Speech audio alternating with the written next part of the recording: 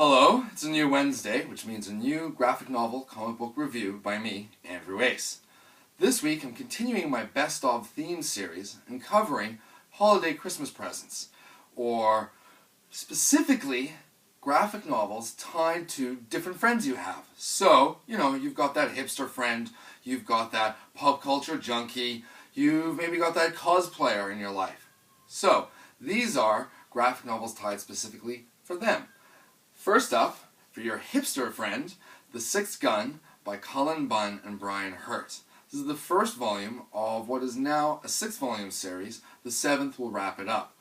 Each volume, though, is a standalone story and is absolutely fantastic for its blending of supernatural, action, western, and that's to say cowboys and Indians, and also just the random weird of demonically possessed pistols and trying to defeat the hordes of hell that are trying to emerge on Earth. A wonderful, fast-paced read, great really for any graphic novel comic book fan, but specifically this holiday would make a great present for your hipster friend in your life. I am in no way tied to any of these companies, and so these are just my personal recommendations that I stand by because, I have them in my own library.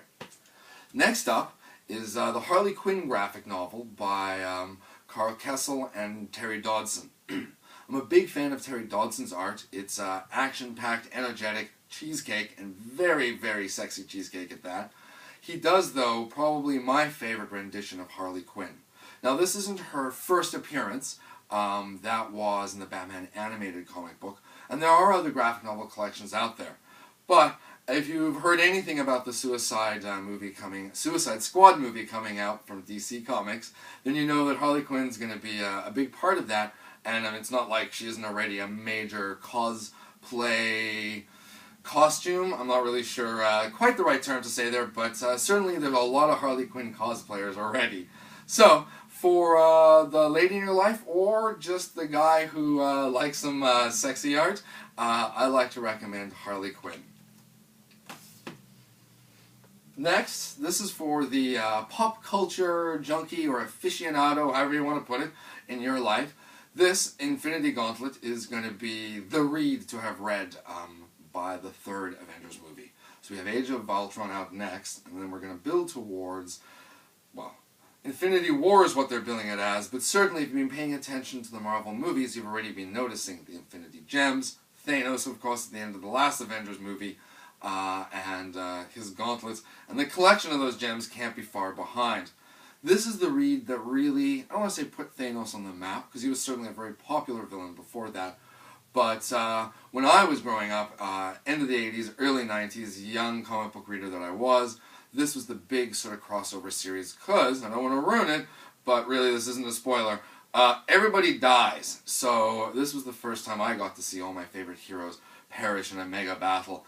Of course, we know that they all come back from the dead all the time anyway, but this series, this mini-series, has a really good explanation for that, and contains, well, some fantastic art by one of my favorites, Ron Lim, and also written by the legendary, as I just quickly checked the back of the book,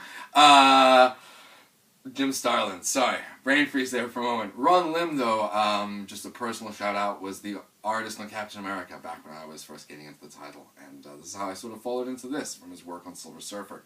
So, for the mainstream comic book fan, the guy who wants to know everything before the movie's out, this is the graphic novel to get, Infinity Gauntlet by Marvel Comics.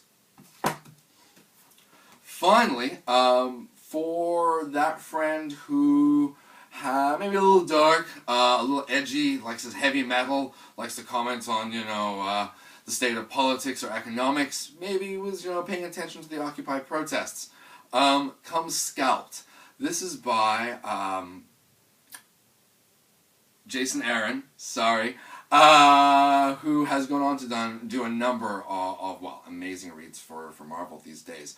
And a little interesting side note, while he was putting out this critically acclaimed series, is when he signed his exclusive contract with Marvel Comics. And in it, it allowed him to finish this Vertigo run. Normally, they don't work one for the two of the big two once you sign your exclusive contract.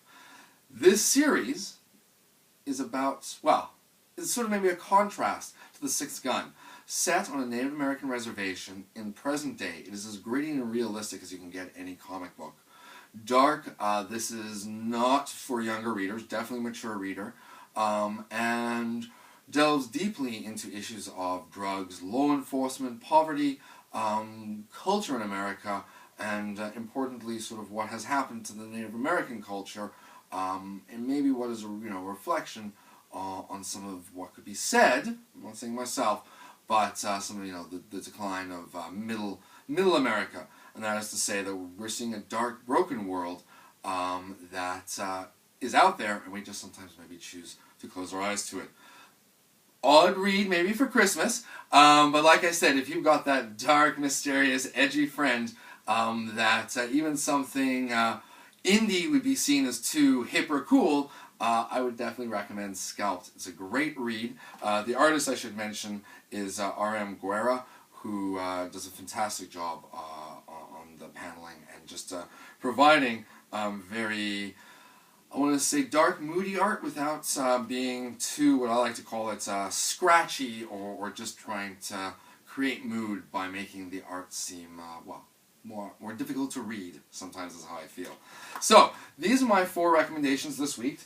Scalped, Infinity Gauntlet, Harley Quinn, Preludes and Knock Knock Jokes is the subtitle, and The Sixth Gun by Oni Press, yes. And guys, so I hope you tune back in next week. I'll have some more holiday or Christmas themed graphic novels for you then. Anyway, cheers, take care.